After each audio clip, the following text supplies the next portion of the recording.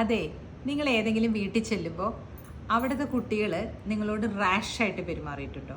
ചെറിയ കുട്ടികൾ അല്ലെങ്കിൽ നിങ്ങളോട് എന്തെങ്കിലും തിരിച്ചു പറയുകയോ ചെയ്തിട്ടുണ്ടോ? നിങ്ങൾ എപ്പോഴെപ്പോഴും കാണാത്ത കുട്ടികളായിരിക്കും കേട്ടോ. എനിക്ക് അങ്ങനെ ഒരു അനുഭവം ഉണ്ടായിട്ടുണ്ട്. ആ കുട്ടിയുടെ അമ്മ എന്നോട് കുറച്ച് ദേഷ്യമുള്ളതായിരുന്നേ.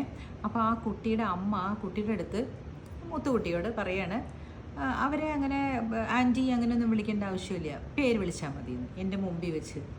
ഇങ്ങനെ ആയിപ്പോയി ഞാൻ. Okay, that is their wish.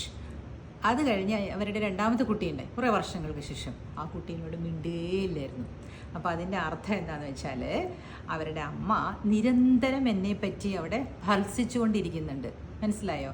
എന്ത് റീസൺ കൊണ്ടാണെന്ന് അറിയില്ല, അവർക്ക് എന്നെ ഇഷ്ടമല്ലായിരിക്കും, ഞാൻ ചെയ്യുന്നത് ഒന്നും ഇഷ്ടമില്ലായിരിക്കും. അങ്ങനെ ഒരാൾ എൻ്റെ ജീവിതത്തിലുണ്ട്, ഇപ്പോഴും ഉണ്ട്. പക്ഷേ ഞാനതെങ്ങനെയാണെന്ന് അറിയാമോ തരണം ചെയ്തത്? ആ കുട്ടികളൊക്കെ വലുതായിട്ടൊക്കെ വന്നപ്പോൾ അവർ കോളേജിൽ വരാൻ ആകുന്ന സമയത്തൊക്കെ ഞാൻ അവരോട് നല്ലപോലെ ഇടപഴകി.